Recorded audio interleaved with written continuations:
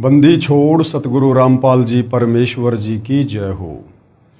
परमपिता परमात्मा सारी सृष्टि के रचनहार कुल मालिक असंख्य ब्रह्मांडों के स्वामी जगत गुरु तीनों लोकों में प्रवेश करके सबका धारण पोषण करने वाले राजाधिराज आत्माधार नाथों के नाथ देवों के देव महादेव सर्वेश्वर महेश्वर मृत्युंजय अजरो अमर आदि अनादि सनातनी प्रभु जगत पिता जगदीश्वर श्री श्री 1008 की उपाधि के वास्तविक अधिकारी अकाल मूर्त शब्द स्वरूपी राम वासुदेव सर्वगतम ब्रह्म परम पूज्य प्रथम पूज्य परम संत परम पुरुष परम धनी परम दयालु सत्य कबीर हक्का कबीर अल्लाहु कबीर अल्लाहु अकबर बाखबर अल्लाह ताला जगत के तारणहार जगत के मुक्तिदाता जगत के जगन्नाथ हारे के सहारे हिंदुओं के राम मुसलमानों के अल्लाह सिखों के वाहिगुरु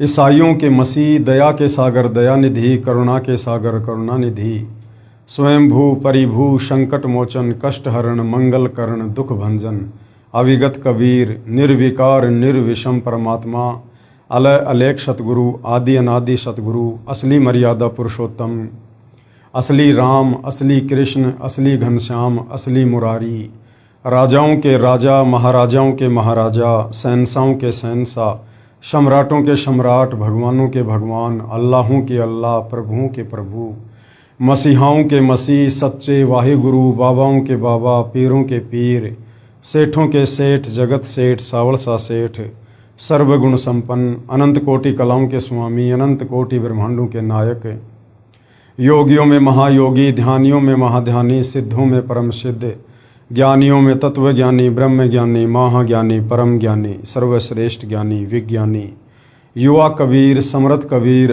असमवात अमित ओजा सच्चे रहनुमा करीम अल्लाह सुभान अल्लाह दुनिया के अंतिम पैगंबर 8 सितंबर 1951 से गांव धनाना जिला सोनीपत हरियाणा भारतवर्ष की पावन भूमि पे प्रकट रियल कल की भगवान श्री नारायण साकार हरि श्री बाबा साहेब नूर अनंत परमात्मा सच्चे दरवेश सच्चे बाखबर संत श्रोमणी सतगुरु रामपाल जी परमेश्वर जी के चरण कमल में आप और हम सभी भाई बहनों का अनंत कोटि दंडवत प्रणाम। सत्साई भाई और बहनों, बहुत बड़ी दया बहुत बड़ी मेहर पूज्य गुरुदेव भगवान की परमेश्वर रामपाल जी की, जिनके शुभ आशीर्वाद से विशेष आशीर्वाद से उन्हीं के कर कमलों से लिखित पवित्र पुस्तक ज्ञान गंगा के ऊपर वीडियो बनाने की श्रृंखला जारी है। इसी श्रृंखला में आज हमारा ये 13वें नंबर का वीडियो है। प्रत्येक वीडियो में हमें भक्ति और भगवान के विषय में बहुत कुछ जानने और समझने को प्राप्त हो रहा है। ये पवित्र पुस्तक ज्ञान गंगा सर्व धर्मों के सर्व शास्त्रों से प्रमाणित है। इस पवित्र पुस्तक में सुई की नोक रखने जितनी कमी निकालना भी नामुमकिन है, क्योंकि ये पुस्तक किसी आम या साधारण संत महात्मा या शंकराचार्य के द्वारा नहीं लिखी गई है। ये पुस्तक साक्षात गीता जी अध्याय 4 श्लोक नंबर 34 में वर्णित तत्वदर्शी संत के कर कमल से लिखी गई है, जिस तत्वदर्शी संत की भूमिका स्वयं कबीर परमात्मा परम अक्षर ब्रह्म सत्य पुरुष खुद ही निभाते हैं। तो भाई और बहनों, जब तक हम सृष्टि रचना को अच्छे से नहीं समझेंगे तब तक हम किसी भी धर्म के किसी भी पवित्र धर्म ग्रंथ को नहीं समझ सकते, अर्थात हम भक्ति और भगवान के विषय में कुछ नहीं जान सकते। हम सृष्टि रचना को समझे बिना संशय में रहेंगे और हम कभी भी भक्ति मार्ग से विचलित हो सकते हैं, डगमग हो सकते हैं। तो सृष्टि रचना पर वीडियो बन चुके हैं। सृष्टि रचना में हमने सुना कि सर्वप्रथम केवल एक ही लोक था जिसका नाम अनामी लोक था। अनामी लोक में कबीर परमात्मा स्वयं ही विराजमान थे। उस कबीर परमात्मा के और भी उपमात्मक नाम हैं, जैसे परम अक्षर ब्रह्म सत्य पुरुष अकाल मूर्त शब्द स्वरूपी राम आदि आदि। वेदों में उसे कबीर देव कबीर अग्नि कहा है। आदरणीय गरीबदास जी ने अपनी क्षेत्रीय भाषा में बंदी छोड़ कहा है। आदरणीय नानक जी ने हक्का कबीर कहा है। धर्मदास जी ने सत्य कबीर कहा है। उस कबीर परमेश्वर ने उसके बाद अपने आप ही विचार करके और अनामी लोक से नीचे 3 और अविनाशी लोकों की रचना की। सर्वप्रथम अगम लोक की रचना की, उसके बाद अलख लोक की रचना की और फिर सतलोक की रचना की। इन तीनों लोकों में कबीर परमात्मा रूप रूपांतरण करते हुए स्वयं ही विराजमान हुए और अगम लोक में विराजमान होने के कारण उनका उपमात्मक नाम अगम पुरुष पड़ा। फिर अलख लोक में विराजमान होने के कारण उनका नाम अलख पुरुष पड़ा और फिर चौथे लोक सतलोक में विराजमान होने के कारण उनका उपमात्मक नाम सत्य पुरुष पड़ा। सर्वप्रथम कबीर परमेश्वर जी ने सतलोक में सृष्टि रचना की। सर्वप्रथम अपने एक शब्द से 16 द्वीपों की रचना की। उसके बाद अपने 16 वचनों से 16 पुत्रों की रचना की, उत्पन्न किए और अपने प्रत्येक पुत्र को एक एक द्वीप में रहने का आदेश दिया। उसके बाद कबीर परमेश्वर जी ने सतलोक में अन्य रचना की, एक मानसरोवर भी बनाया।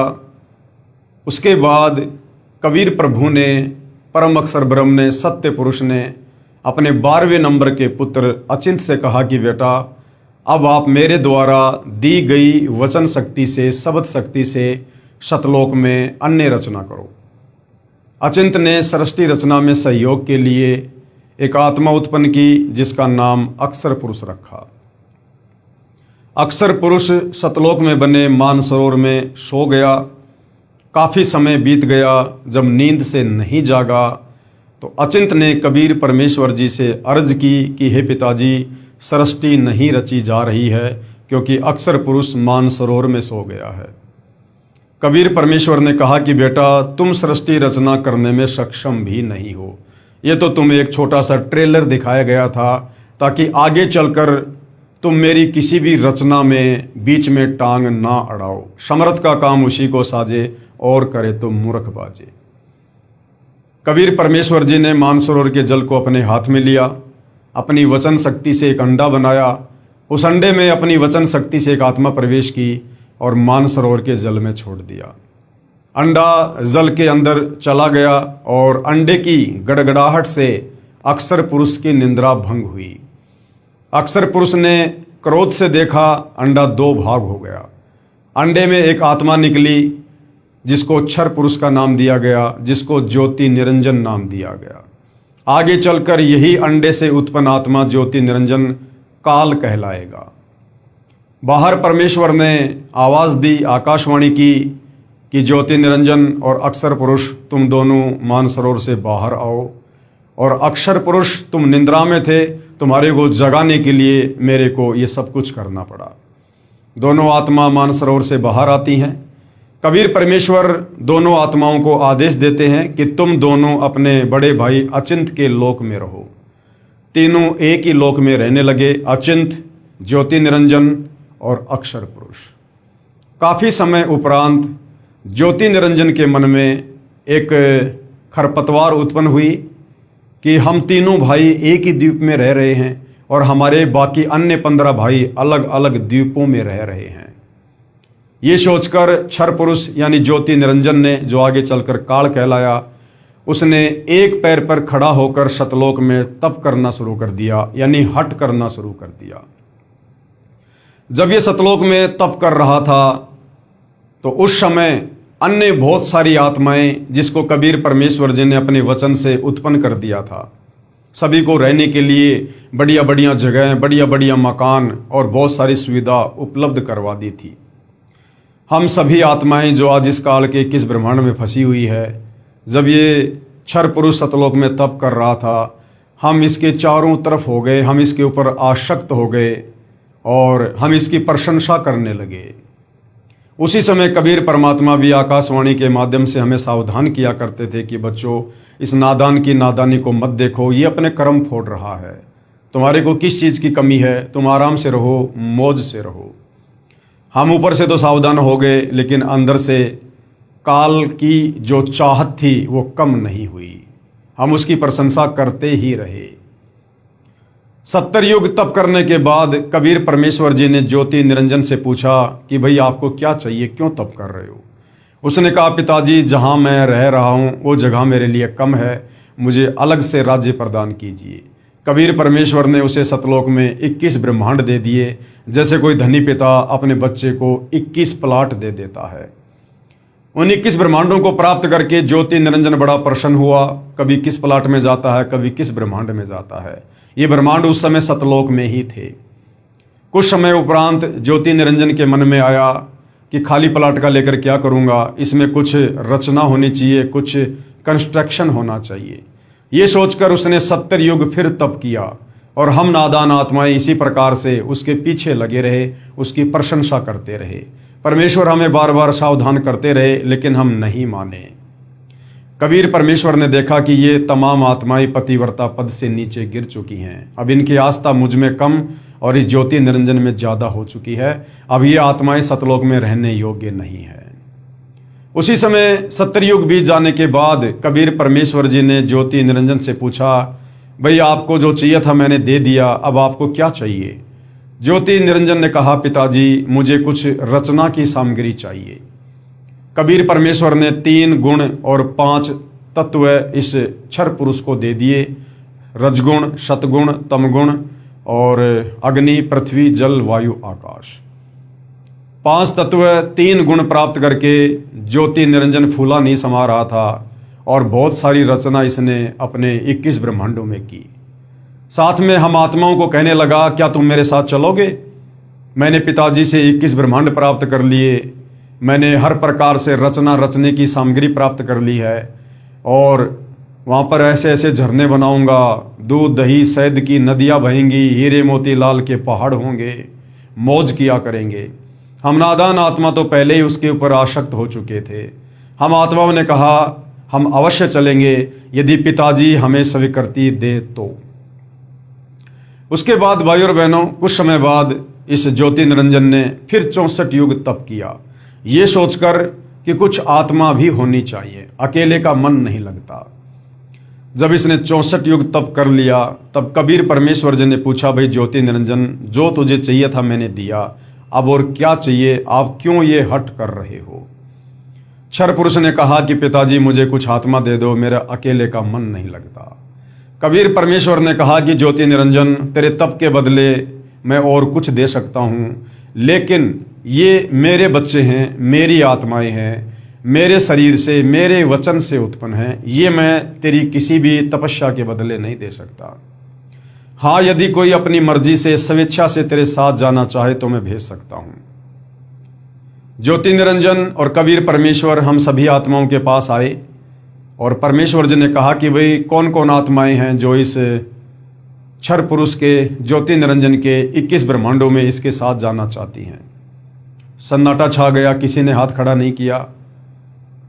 कबीर परमेश्वर ने कहा, भाई ज्योति निरंजन, आप तो कह रहे थे कि मेरे साथ कुछ आत्माएं जाने को तैयार हैं, या तो कोई कुछ बोल ही नहीं रहा। इतने में एक आत्मा ने सबसे पहले दुस्साहस किया और ये सोचकर हाथ खड़ा किया कि कहीं बात ना बिगड़ जाए। देखा फिर सभी आत्माओं ने हाथ खड़े कर दिए कि हम जाना चाहते हैं, हम भी जाना चाहते हैं। कबीर परमेश्वर ने ज्योति निरंजन से कहा कि भाई आप अपने 21 ब्रह्मांडों में जाओ, जिन जिन आत्माओं ने आपके 21 ब्रह्मांड में जाने के लिए स्वीकृति दी है, उन आत्माओं को मैं अपने हिसाब से तुम्हारे पास में भेज दूंगा। ये ज्योति निरंजन अपने 21 ब्रह्मांडों में चला जाता है। पीछे से परमेश्वर ने सर्वप्रथम हाथ खड़ा करके काल के साथ 21 ब्रह्मांडों में जाने के लिए स्वीकृति देने वाले हंस को एक सुंदर लड़की बनाया, एक युवा लड़की बनाया और अपने पुत्र सहजदास के द्वारा उसे काल के पास यानी ज्योति निरंजन के पास उसके 21 ब्रह्मांडों में भिजवा दिया। और जिसको सुंदर लड़की बनाया था, जिस हंस को, उसको कबीर परमेश्वर ने आदि माया का नाम दिया, उसको दुर्गा का नाम दिया, उसको अष्टंगी का नाम दिया, उसको प्रकृति का नाम दिया, जो गीता अध्याय 14 श्लोक नंबर 3 और 4 में जिसे प्रकृति कहा गया है वो दुर्गा है। और दुर्गा के अंतःकरण में बाकी जितनी भी आत्माएं थी जो आज 21 ब्रह्मांड में फंसी हुई है, चीटी से लेकर और ब्रह्मा विष्णु महेश तक, सभी आत्माओं को सूक्ष्म रूप में दुर्गा के अंतःकरण में फीड कर दिया और कहा कि बेटी, मैंने तुझे वचन शक्ति दे दी है, ये ज्योति निरंजन जितनी आत्मा चाहे तू उत्पन्न कर देना। सहजदास अपनी बहन को ज्योति निरंजन के 21 ब्रह्मांड में छोड़कर वापस आ जाता है। लड़की के युवा शरीर को देखकर, निखरे हुए रंग रूप को देखकर और ज्योति निरंजन के मन में बकवाद आ जाती है, विषय वासनाओं से ग्रस्त हो जाता है और लड़की के साथ जबरदस्ती करने का प्रयास करता है, अपने नाखूनों से स्त्री इंद्रिय लगाने का प्रयास करता है। उसी समय इस आदि माया ने, प्रकृति ने, दुर्गा ने ज्योति निरंजन से कहा कि भाई आप मेरे बड़े भाई हो, आपकी उत्पत्ति परमेश्वर ने अंडे से की है और उसके बाद मेरी उत्पत्ति अपने वचन से की है, आप मेरे बड़े भाई हो। भाई बहन का ये दुष्कर्म महापाप का भागी होता है। मेरे को परमात्मा ने शब्द शक्ति दी हुई है, आप जितनी आत्मा चाहोगे मैं उत्पन्न कर दूंगी, ये मैथुन परंपरा शुरू मत करो, अन्यथा जीव बहुत दुखी हो जाएंगे। परंतु काल ने एक ना सुनी और दुर्गा के साथ बकवाद करने लगा। उसी समय दुर्गा ने सूक्ष्म रूप बनाया और इस ज्योति निरंजन के मुख के माध्यम से उसके पेट में जाकर शरण ली और उसके पेट में कबीर परमेश्वर जी को याद किया कि हे पिताजी मेरी रक्षा करो। कबीर परमेश्वर अपने पुत्र का रूप बनाकर वहाँ पर उपस्थित होते हैं और इस ज्योति निरंजन को श्राप देते हैं कि भाई इस सतलोक में ऐसा गंदा कर्म करने वाला फिर यहाँ रह नहीं सकता है, आपने यहाँ का विधान तोड़ा है। मैं श्राप देता हूँ, आज के बाद तेरा नाम काल होगा। इतना कहते ही उसका स्वरूप बिगड़ना शुरू हो गया। लंबे लंबे दांत, काला कलूटा शरीर, ओछा माथा, विकराल चेहरा, और कहा कि तो आज के बाद 1,00,000 मानव शरीरधारी आत्माओं का नित्य आहार किया करेगा, ये तेरा भोजन होगा। और 21 ब्रह्मांडों सहित उसे सतलोक से निष्कासित कर दिया। इतना कहते ही कबीर परमेश्वर वहां से अंतर्ध्यान हुए और इस काल के 21 ब्रह्मांड जो पहले सतलोक में ही थे, वो टुकड़ा वहां से टूटकर एक विमान की तरह सतलोक से दूर जाने लगा। रास्ते में कबीर परमेश्वर के पुत्र सहजदास का लोक आता है। जब उसके ऊपर से विमान जा रहा था तो ज्योति निरंजन यानी काल ने सोचा कि मैं अपने भाई से प्रार्थना करता हूँ, हो सकता है कबीर परमात्मा इसकी प्रार्थना पर मुझे यहीं इसके लोक में जगह दे दे। तो ज्योति निरंजन ने सहजदास से प्रार्थना की कि सहजदास ऐसे ऐसे मैंने गलती कर दी और पिताजी ने मुझे ऐसे ऐसे श्राप दे दिया। पिताजी आपकी बात बहुत ध्यान से सुनते हैं, आपकी बात मानते हैं, आप एक बार मेरी तरफ से अर्ज कर दो। सहजदास ने सत्य पुरुष कबीर देव परम अक्षर ब्रह्म से अर्ज की कि हे परमात्मा, आपका एक नौकर है ज्योति निरंजन क्षर पुरुष, जो मेरे लोक में अपने विमान को जो है उतारने की प्रार्थना कर रहा है। कबीर परमेश्वर जी ने कहा कि मैं 3 वचन कहता हूँ, मन कर्म वचन त्रिवाचा।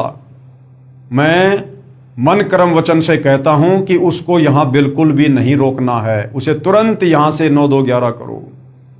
सहजदास वापस आ जाता है और कहता भाई परमेश्वर जी ने यहाँ उतरने की आज्ञा नहीं दी है, आप यहाँ से जाइए, मुझे भी मरवाओगे। और काल के 21 ब्रह्मांड विमान की तरह सतलोक से 16 शंख कोस की दूरी पर आकर परमेश्वर कबीर जी की वचन शक्ति से स्थिर हो जाते हैं, एक जगह रुक जाते हैं, जैसे आजकल वैज्ञानिक गुरुत्वाकर्षण शक्ति का जिसको नाम देते हैं। उसके बाद इस ज्योति निरंजन ने काल ने दुर्गा से कहा कि अब मैं मनमानी करूंगा, मेरा जो कुछ बिगड़ना था बिगड़ चुका है, अब इससे ज्यादा और क्या बिगड़ेगा। और इस काल ने दुर्गा के साथ में जबरदस्ती करने का प्रयास किया। दुर्गा ने बहुत समझाया लेकिन नहीं माना। दुर्गा को स्त्री इंद्रिय सतलोक में ही लगा चुका था लेकिन दुष्कर्म नहीं कर पाया था। उसके बाद इसने दुर्गा से शादी की और रति क्रिया करके पति पत्नी संबंध बनाकर 3 पुत्रों की उत्पत्ति की। बड़े पुत्र का नाम ब्रह्मा रखा, ब्रह्मा को रजोगुण से युक्त कर दिया। दूसरे का नाम विष्णु रखा, विष्णु को सतोगुण से युक्त कर दिया। तीसरे का नाम शंकर रखा, शंकर जी को तमोगुण से युक्त कर दिया।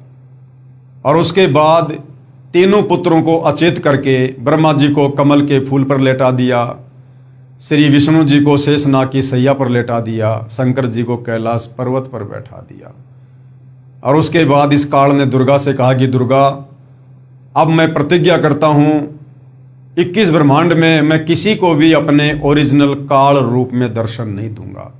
यदि किसी को मेरे विषय में हकीकत का पता चल गया, सच्चाई का पता चल गया, और जब कभी वो कबीर परमात्मा इस लोक में आएंगे, अपनी आत्माओं को ज्ञान समझाएंगे, तो मुझे देखकर ये सारी आत्माएं यहाँ से सतलोक चली जाएंगी, फिर मेरे भोजन का क्या होगा।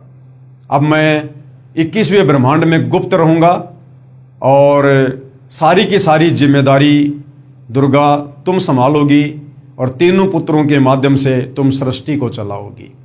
और जब कभी कोई मुसीबत तुम्हारे ऊपर आए तो तुम मुझे याद करना, मैं वहाँ तुम्हारी मदद करूँगा। तुम केवल निमित्त बनी रहो, बाकी सारा कार्य गुप्त रूप से मैं स्वयं करूँगा। और काल अपने 21वें ब्रह्मांड में चला गया।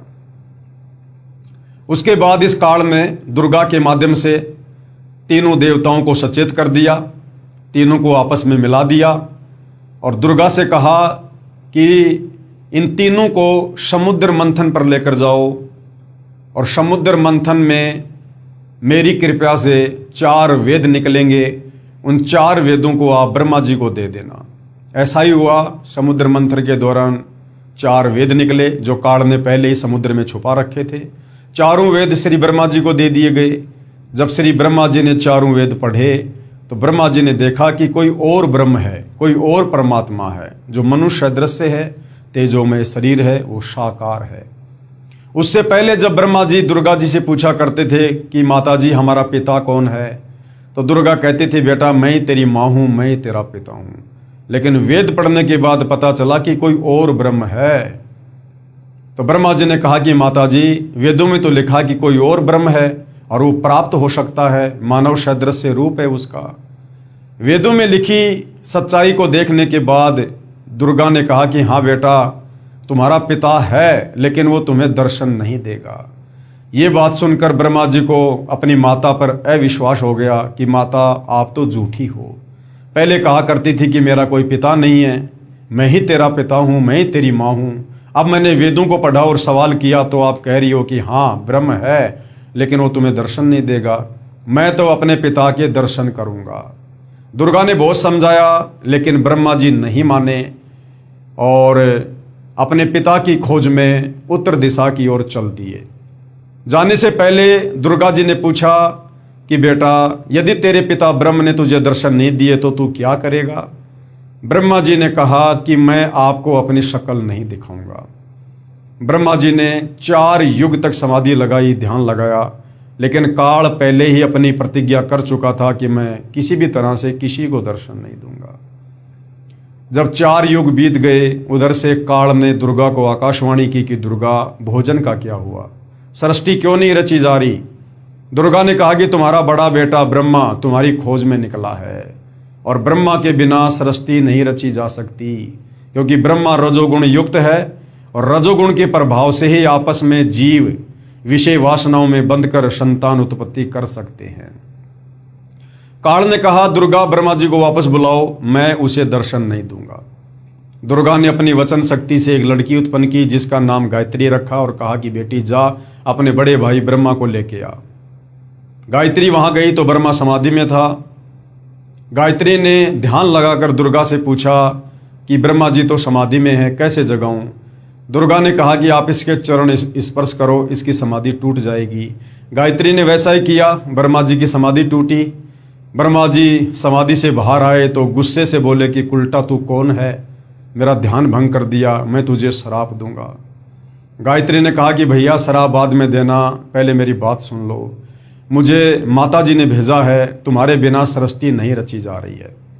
ब्रह्मा ने कहा कि गायत्री मैं कैसे चलूं, 4 युग बीत गए, मुझे पिताजी के दर्शन नहीं हुए और मैं माता से प्रतिज्ञा करके आया था यदि पिताजी ने दर्शन नहीं दिए तो मैं अपनी शक्ल नहीं दिखाऊंगा, मुझे तो शर्म लगती है। गायत्री की मजबूरी थी, ब्रह्मा को लेकर जाना था।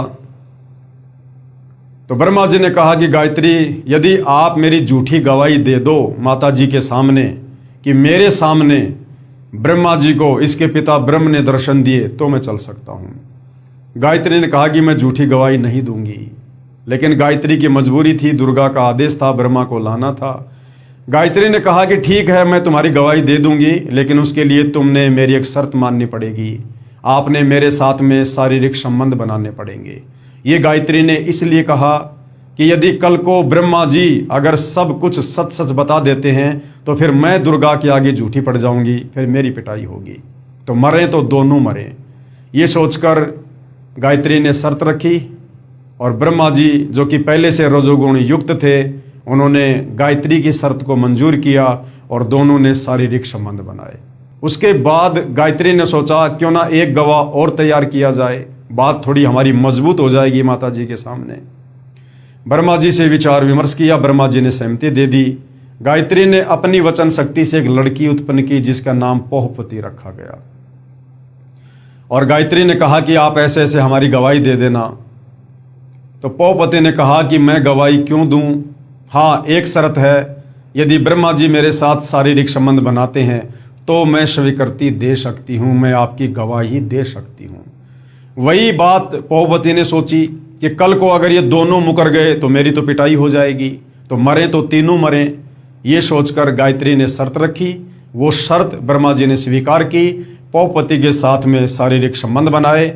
और ब्रह्मा जी ने दोनों को समझा दिया था, क्योंकि वेदों में परमात्मा के विषय में लिखा हुआ है कि उनका तेजोमय शरीर है, मानव सदृश्य रूप है। तो ब्रह्मा जी ने दोनों को कह दिया, गवाही देते समय यदि माता जी पूछे कि बताओ भाई ब्रह्म का कैसा रूप है, कैसा दिखता है, तो आप ऐसे ऐसे बता देना। तीनों चल दिए, दुर्गा जी के पास आए। दुर्गा ने पूछा कि बेटा तुझे तेरे पिता ब्रह्म ने दर्शन दिए? तो ब्रह्मा ने कहा कि हाँ माँ, मुझे पिता ने दर्शन दिए। दुर्गा ने कहा भाई कोई सबूत पेश करो, कोई गवाह पेश करो। ब्रह्मा जी ने कहा इन दोनों के आगे मुझे पिताजी ने दर्शन दिए। दुर्गा ने दोनों लड़कियों से पूछा तो दोनों ने सहमति दे दी कि हाँ, हमारे आगे दर्शन दिए। इतना सुनकर दुर्गा क्रोधित हो गई कि ये काल भी बड़ा अजब गजब है, बड़ा दोगला इंसान है। मुझे कह रहा था कि मैं दर्शन नहीं दूंगा और इनको दर्शन दे दिए। दुर्गा ने ध्यान लगाया नाराज होकर। उधर से काल ने आकाशवाणी की कि दुर्गा, मैंने किसी को दर्शन नहीं दिए, ये तीनों झूठ बोल रहे हैं। उधर से दुर्गा वापस आई और कहा कि नालायको, तुम झूठ बोल रहे हो। अभी अभी तुम्हारे पिताजी की आकाशवाणी हुई है, उन्होंने कहा है कि मैंने किसी को दर्शन नहीं दिए।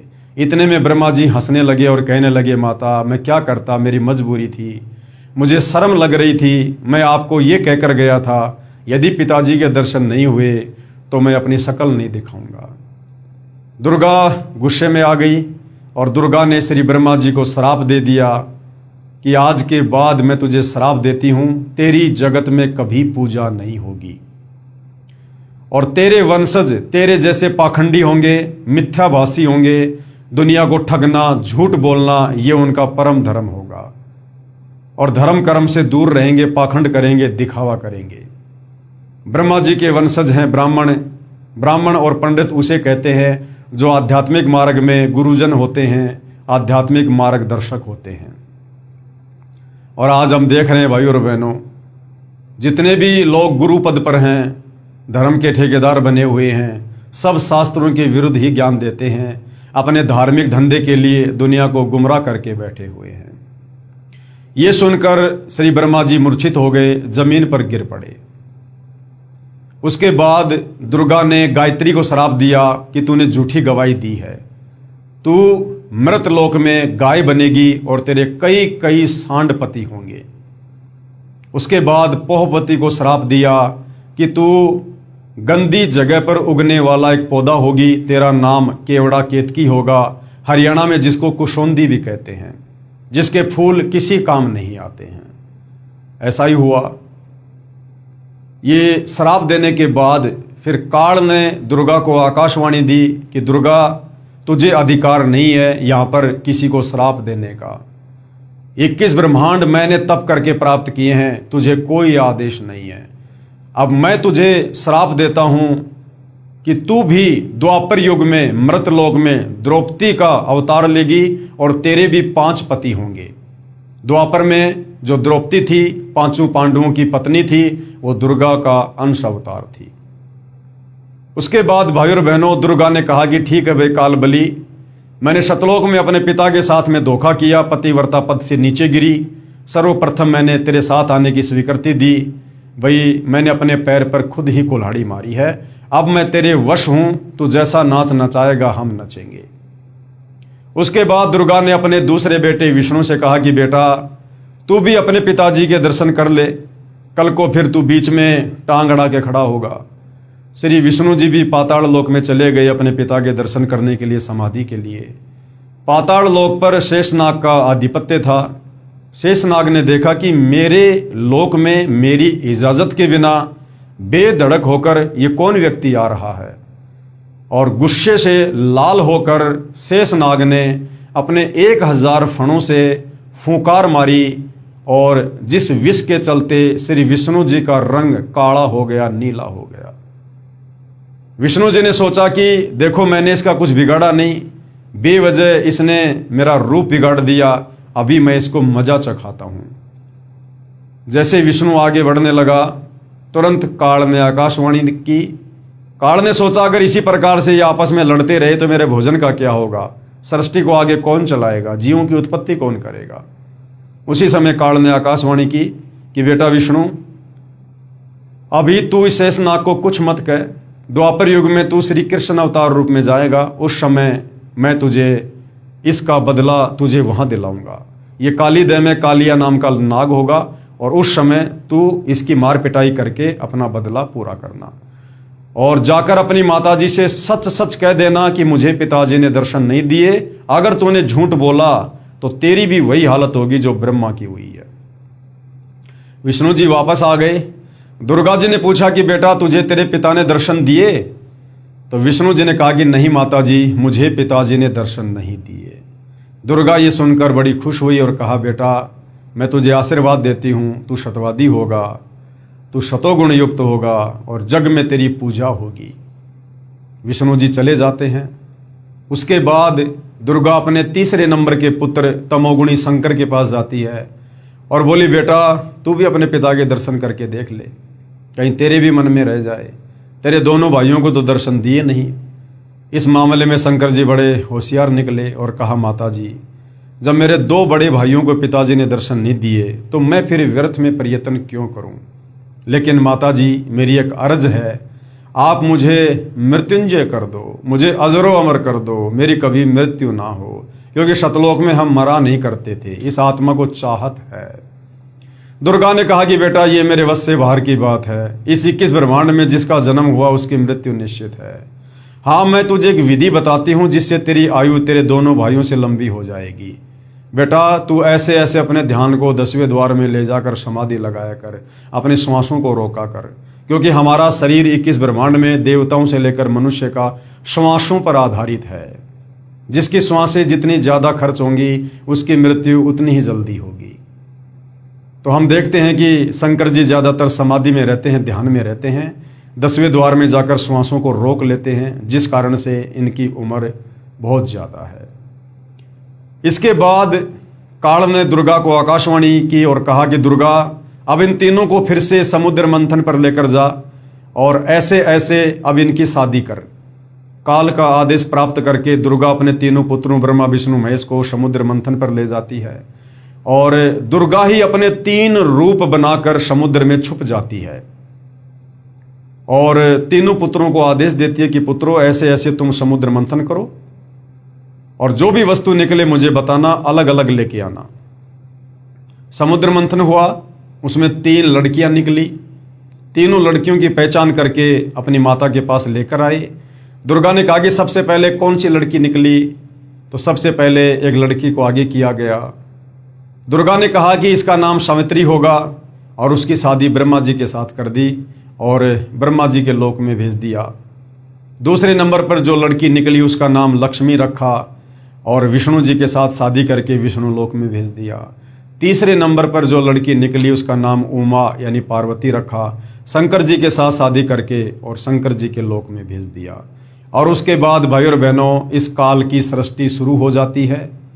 सर्वप्रथम बहुत सारी आत्माओं को जब तक इस ब्रह्मा जी के पास में शब्द शक्ति थी, इसने अपने मुख से अपने कान से इस प्रकार शब्द शक्ति से बहुत सारी आत्माओं को उत्पन्न किया उसके बाद में इस काल लोक में ब्रह्मा जी के रजोगुण के कारण फिर ये मैथुन सृष्टि प्रारंभ हुई। और इस प्रकार से काल के भोजन के लिए दुर्गा के द्वारा, ब्रह्मा विष्णु महेश के द्वारा आप और हम सभी आपस में शादियां करके और पति पत्नी व्यवहार से इस काल की खुराक तैयार करने लगे, जो इसको 1,00,000 मानव शरीरधारी आत्माओं से निकली गंध खाने का श्राप लगा हुआ है। यानी ये काल यहाँ कोई बिजनेस करने के लिए नहीं आ रहा है। ये काल जो इसने सतलोक में गलती की थी उसकी सजा भोग रहा है। ये 21 ब्रह्मांड सतलोक में गलती करने वालों के लिए जेल है। आप और हम सभी आत्माएं यहाँ पर कोई सुख नहीं भोग रहे हैं। हमें झूठा सुख दिया जा रहा है, झूठा लोभ लालच दिया जा रहा है। आप और हम भी उस गलती की सजा यहाँ नरक में 1,84 योनियों में जन्म मरण और बुढ़ापे में भोग रहे हैं, जो गलती हमने सतलोक में पतिव्रता पद से नीचे गिरकर की थी। तो भाई और बहनों, यहां हर प्राणी केवल दुख भोग रहा है, कहर भोग रहा है। उसके बाद भाई और बहनों, पीछे सतलोक में जो अक्षर पुरुष था, जिस अक्षर पुरुष को जगाने के लिए परमात्मा ने एक अंडा मानसरोवर में छोड़ा था, काफी समय बाद उस अक्षर पुरुष के मन में आया कि जो काल, जो ज्योति निरंजन सतलोक से जा चुका है, क्योंकि बाकी आत्माओं को उस बात का नहीं पता था कि पिताजी ने इसको श्राप देकर यहां से बाहर निकाला है। इस बात का वहां किसी को ज्ञान नहीं था। तो बाकी लोगों ने यही सोचा कि भाई वो काल यानी ज्योति निरंजन और उसके साथ में गई जितनी भी आत्माएं हैं वो तो 21 ब्रह्मांडों में बहुत ज्यादा सुख भोग रही होंगी। तो ये सोचकर अक्षर पुरुष भी व्याकुल रहने लगा अपने साथी ज्योति निरंजन की याद में, जबकि वहां पर व्याकुल होना था, चिंतित होना था अपने कबीर परमेश्वर जी को याद करके। लेकिन उस ज्योति निरंजन को याद करके चिंतित रहने के कारण उसकी आस्था अपने कबीर परमेश्वर से कम होती चली गई। वो पतिव्रता पद से नीचे गिरता चला गया। आप और हम बहुत सारी आत्माओं के ऊपर, बाकी जो आत्माएं सतलोक में थी वो भी आसक्त रहने लगी, ये सोचकर कि काश हम भी उस समय हाथ खड़ा कर देते उस ज्योति निरंजन के साथ उसके 21 ब्रह्मांडों में जाने के लिए, तो शायद हम भी वहां पर बहुत ज्यादा सुख भोग रहे होते। तो बाकी आत्माएं भी पतिव्रता पद से नीचे गिर गई थी। और सतलोक में जो जो आत्मा पतिव्रता पद से नीचे गिर जाती है, परमेश्वर उन आत्माओं को वहां पर नहीं रखते हैं। अक्षर पुरुष सार नाम का जाप करता था, लेकिन अलग से राज्य प्राप्ति करने की मन में इच्छा थी, चाहत थी, और अपने साथी ज्योति निरंजन की याद में व्याकुल रहता था। कबीर परमेश्वर ने उसे कहा कि भाई आप ऐसे क्यों रहते हो, आपको किस बात की कमी है, क्या चाहिए आपको। अक्षर पुरुष ने कहा कि पिताजी मुझे भी अलग से कुछ राज्य दीजिए, कुछ ब्रह्मांड दीजिए। तो कबीर परमात्मा जी ने उसे 7 संख्य ब्रह्मांड प्रदान कर दिए, जो उस समय सतलोक में ही थे।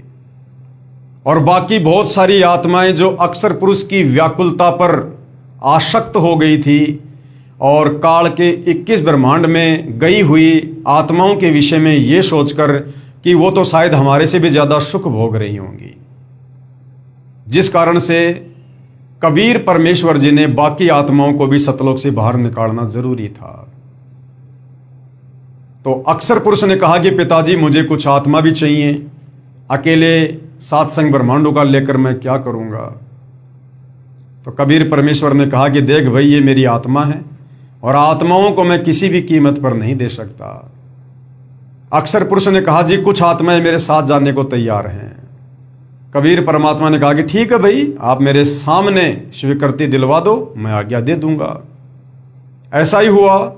अक्षर पुरुष और कबीर परमेश्वर बाकी आत्माओं के पास गए और कहा भी कौन कौन है जो अक्षर पुरुष के साथ इसके 7 संख्य ब्रह्मांडों में जाने को तैयार हैं। किसी ने हाथ खड़ा नहीं किया। अपने पिता के सामने किसी की हिम्मत नहीं हुई। अंत में एक आत्मा ने दुर्गा की तरह दुस्साहस किया और कहा पिताजी मैं जाना चाहता हूं। देखम देखी सभी ने हाथ खड़े कर दिए। कबीर परमेश्वर ने कहा ठीक है भाई अक्षर पुरुष, आप अपने 7 संख्य ब्रह्मांडों में जाइए, मैं इन सभी आत्माओं को मेरे हिसाब से आपके पास भिजवा दूंगा। सर्वप्रथम हाथ खड़ा करने वाले हंस को कबीर परमेश्वर ने दुर्गा की भांति एक लड़की बनाया, युवा शरीर बनाया और अक्षर पुरुष के पास भेज दिया और बाकी सभी आत्माओं को उसके हृदय में प्रवेश कर दिया, सूक्ष्म रूप में वचन शक्ति दे दी। कबीर परमात्मा देखना चाहते थे क्या ये भी वही गलती करेगा जो गलती उस ज्योति निरंजन ने की थी। लेकिन अक्षर पुरुष ने यहां थोड़ी समझदारी दिखाई और अक्षर पुरुष ने उस युवा लड़की के साथ, जिसको ईश्वरी माया का नाम दिया गया, उसकी सहमति से, उसकी रजामंदी से उसको अपने नाखूनों से स्त्री इंद्री बनाई और उसके साथ में पति पत्नी व्यवहार किया। कबीर परमेश्वर ने कहा कि भाई देखो, आपने ये गलती की है, इस सतलोक में ऐसी गलती करने वाले को फिर रखा नहीं जाता है। और अक्षर पुरुष, ईश्वरी माया और सभी आत्माओं को सतलोक के एक कोने में, एक परिधि में परमेश्वर जी ने अलग से बांध के रख दिया। यानी वो वापस सतलोक में कबीर परमेश्वर की मर्जी के बिना नहीं आ सकते। लेकिन भाइयों और बहनों, अक्षर पुरुष और ईश्वरी माया ने अपनी सहमति से पति पत्नी व्यवहार किया, जिसके चलते अक्षर पुरुष के लोक में तपतशिला का कष्ट नहीं है, अर्थात वहां पर जीवों को भून भून के तपतशिला पर नहीं खाया जाता है। बाकी जो दंड है वो 21 ब्रह्मांड की आत्माओं को जो मिलता है, अक्षर पुरुष के लोक की आत्माओं को भी वही मिलता है। यानी जन्म मरण का रोग, बुढ़ापा और काम धंधा करके अपना भोजन पानी करना, रोजगार करना, जैसे भी खेती बाड़ी या अपना कोई काम धंधा, साथ में 184 योनियों का कष्ट अक्षर पुरुष के लोक में जो का त्यों है। वो आत्माएं भी गधे कुत्ते सुअर की योनियों में जाती हैं और नरक और स्वर्ग सेम टू सेम सिस्टम है, केवल तपतशिला को छोड़कर, क्योंकि गलती उन्होंने भी की थी। इस प्रकार से भाइयों और बहनों, कबीर परमेश्वर जी ने इस पूरी सृष्टि की रचना की। जो सृष्टि रचना सर्व धर्मशास्त्रों से प्रमाणित है। हिंदुओं के चारों वेद गीता जी, मुसलमानों की चारों कतेब तौरात, जबूर, इंजिल, कुरान शरीफ और ईसाइयों की बाइबल, सिखों का गुरु ग्रंथ साहिब, इस सृष्टि रचना का जो सृष्टि रचना अभी आपने मौखिक सुनी और परमेश्वर रामपाल जी ने अपने द्वारा लिखित पवित्र पुस्तक ज्ञान गंगा में जिस सृष्टि रचना को लिखा है, आज सर्व धर्मों के सर्व पवित्र धर्मशास्त्र उसका समर्थन कर रहे हैं। साथ में पिछले वीडियो में आपको दिखाया कि बहुत सारे महापुरुष जिनको कबीर परमात्मा जिंदा बाबा के रूप में सतलोक से चलकर इस पृथ्वी पर प्रकट होकर उन्हें मिले और अपने द्वारा रची सृष्टि का ज्यों का त्यों ज्ञान समझाया कि बच्चों, आप किस प्रकार से सतलोक में रहा करते थे, सर्व लाभ और सर्व सुख भोगा करते थे, वहाँ तुम्हें किसी प्रकार का कोई कष्ट नहीं था, किसी वस्तु का कोई अभाव नहीं था, वहाँ पर जन्म और मृत्यु नहीं थी और 184 योनियों का कष्ट नहीं था, कोई नरक नहीं था। तुम अपनी गलती के कारण यहाँ पर फंसे हो। ये सृष्टि रचना उन महापुरुषों को सुनाई और साथ में उनकी आत्मा को निकाल कर सतलोक दिखाया, सतलोक के सुख दिखाए, काल का पूरा साम्राज्य दिखाया कि किस प्रकार से ये काल अपने भोजन के लिए अपनी व्यवस्था को ब्रह्मा विष्णु महेश और दुर्गा के माध्यम से व्यवस्थित किए हुए है। उन आत्माओं ने सृष्टि रचना से परिचित होकर और सतलोक से परिचित होकर आंखों देखकर फिर कबीर परमेश्वर जी की कलम तोड़ महिमा की। आदरणीय धर्मदास जी ने जो है कबीर सागर लिखा, आदरणीय जो है दादू जी ने दादू शब्दावली लिखी, मलुक दास जी ने भी अपना ग्रंथ लिखा, आदरणीय गरीबदास जी ने पांचवा वेद सूक्ष्म वेद सदग्रंथ साहिब लिखा और ज्यों का त्यों लेख सृष्टि रचना को लेकर जो आज हमारे शास्त्रों में है, जो 650 साल पहले बनारस के काशी में प्रकट कबीर परमेश्वर जी ने बताया था, आज तमाम महापुरुषों की वाणियाँ कबीर परमेश्वर जी की वाणियों का समर्थन कर रही हैं, ताकि भाइयों और बहनों आप और हमें विश्वास हो सके कि वास्तव में आप और हम इस काल के 21 ब्रह्मांड में जेल काट रहे हैं, नरक भोग रहे हैं और हम गलती करके सतलोक से यहाँ पर आए हुए हैं। उसके बाद भाइयों और बहनों, काशी में एक पंडित रामानंद जी हुए, जिन्होंने 650 साल पहले कबीर परमेश्वर जी के मुंह बोले गुरुदेव की भूमिका निभाई। जो पंडित रामानंद चारों वेदों के, गीता जी के 18 पुराणों के मर्मज्ञ थे और जो हिंदू धर्म का प्रचार प्रसार किया करते थे, वैष्णव संप्रदाय से जुड़े हुए थे। किस प्रकार से मात्र 5 वर्ष की लीला में उम्र में कबीर परमात्मा ने उस 104 वर्ष के महात्मा पंडित रामानंद जी को ज्ञान में मात दी और पंडित रामानंद जी को स्वीकार करना पड़ा कि वास्तव में मैं जो विष्णु की भक्ति कर रहा हूँ वो तो कबीर परमेश्वर की भक्ति के आगे ऊंट के मुंह में जीरे के बराबर भी नहीं है। तो भाइयों और बहनों, आप और हमें विश्वास हो जाना चाहिए कि वास्तव में हम यहाँ पर नरक भोग रहे हैं। हमें मनुष्य जन्म देकर थोड़ा बहुत सुख काल के द्वारा दे दिया जाता है, जिसमें हम तमाम कष्टों को भूल जाते हैं और ये काल इसी प्रकार से भूल भुलैया में आप और हमें यहाँ पर कष्ट दे रहा है। फिर वो दयालु कबीर परमेश्वर, कबीर परमात्मा रह रहकर यहाँ पृथ्वी पर आते हैं, आप और हमारे जैसे इंसान बनकर आप और हमें समझाते हैं। कभी सतगुरु की भूमिका करते हैं, कभी जगत गुरु की करते हैं, कभी तत्वदर्शी संत की करते हैं और हमें ये संपूर्ण सृष्टि रचना बताते हैं, समझाते हैं कि बच्चों, तुम यहाँ के निवासी नहीं हो, तुम सतलोक के निवासी हो, तुम मेरे बच्चे हो और तुम अपनी गलती से यहाँ पर फंसे हुए हो। अब यदि तुम मेरी बात मान लोगे तो मैं तुम्हें वापस सतलोक ले जाऊंगा। वो सर्व सुख, वो सर्व साम्राज्य मैं तुम्हें वापस पुनः प्रदान कर दूंगा। जिन जिन आत्माओं ने कबीर परमेश्वर के वचन पर विश्वास किया, उनकी भक्ति की, अंत में उनका 21 ब्रह्मांड से छुटकारा हुआ। ठीक इसी प्रकार भाइयों और बहनों, आज पुनः वही कबीर परमात्मा, कबीर साहिब, सारी सृष्टि का मालिक, कुल का मालिक, आज 8 सितंबर 1951 से सतगुरु रामपाल जी के नाम से धरती पर पुनः प्रकट हैं।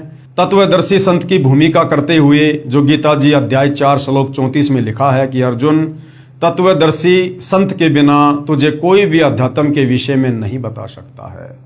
तो आज पुनः हमें सृष्टि रचना सुनाकर, बताकर, समझाकर सतलोक के लिए तैयार करने का प्रयास कर रहे हैं। भाइयों और बहनों, आप और हमने भी पूरी शिद्दत के साथ में सतगुरु रामपाल जी के ज्ञान को समझकर और यहाँ से अपना पीछा छुड़वाने की सोचनी चाहिए, हमने विचार करना चाहिए। ऐसा मौका भाइयों और बहनों युगों युगों उपरांत मिलता है। अन्यथा आज हम मनुष्य जन्म में हैं, कल को फिर लक 84 योनियों में जाएंगे, गधे कुत्ते सूअर बनकर अपना कर्म भोगेंगे, फिर कर्म आधार से नरक में भी जाएंगे और इस काल की चक्की में इसी प्रकार से हम पिसते रहेंगे। तो आज वो मौका है, यदि कोई फायदा उठाना चाहे तो आगे भाइयों और बहनों, इस संपूर्ण सृष्टि रचना पर और इस संपूर्ण सच्ची कहानी पर जो आज सतगुरु रामपाल जी ने बताई और सर्व धर्मों के सर्व धर्मशास्त्र जिसको प्रमाणित कर रहे हैं, आप और हमें और कैसे दृढ़ विश्वास हो, इसके लिए और बहुत सारे जो पवित्र शास्त्र हैं उनमें भी लिखा हुआ है। और सतगुरु रामपाल जी ने ये पवित्र पुस्तक ज्ञान गंगा, इसके पेज नंबर 94 पर आप और हमें और क्या कुछ समझाना चाहा है। पवित्र शास्त्र भी कबीर देव यानी कबीर परमेश्वर के साक्षी हैं कि भाई वास्तव में असल में पूर्ण ब्रह्म परमात्मा कबीर देव, कबीर अग्नि, कबीर परमेश्वर ही हैं। इसी प्रकार कबीर देव यानी कबीर परमेश्वर ने मुसलमानों को बुरा नहीं कहा है, न ही पवित्र कुरान शरीफ को गलत कहा है। केवल उन काजी व मुल्लाओं को लताड़ा है जो सर्व समाज को कुरान शरीफ के वास्तविक ज्ञान के विपरीत मनमानी साधना करवा रहे हैं। जैसे पवित्र वेदों के बोलने वाला ब्रह्म कह रहा है कि पूर्ण परमात्मा कबीर देव के विषय में कोई जन्म लेकर अवतार रूप में आना मानते हैं, कोई कभी जन्म ना लेने वाला निराकार कहते हैं। उसकी जानकारी तो धीराणाम, धीराणाम का मतलब होता है तत्वदर्शी संत, उसकी जानकारी तो धीराणाम यानी तत्वदृष्टा संत ही बताएंगे। चारों वेदों का ज्ञान हो, चाहे पवित्र गीता जी का ज्ञान हो, ये इस काल ब्रह्म ने दिया है। और ये काल ब्रह्म कह रहा है कि भाई परमात्मा के विषय में सही सही व्याख्या कोई तत्वदर्शी संत ही बता सकता है। बाकी अपनी अपनी अटकलबाजी से कोई कहता है कि परमात्मा जन्म लेकर आता है, जैसे राम और कृष्ण आते हैं। कोई कहता है कि परमात्मा तो निराकार है, वो जन्म लेके नहीं आता है। तो वेदों को बोलने वाला ब्रह्म कह रहा है कि भाई अर्जुन, इसकी सही सही जानकारी तो तुझे कोई तत्वदर्शी संत ही दे सकता है। मैं ब्रह्म यानी काल नहीं जानता, यजुर्वेद अध्याय 40 मंत्र 10 इस बात का प्रमाण है। इसी का प्रमाण पवित्र गीता अध्याय 4 श्लोक 34 तथा अध्याय 15 श्लोक 1 से 4 में भी है कि अर्जुन, तू किसी तत्वदर्शी संत की खोज कर ले।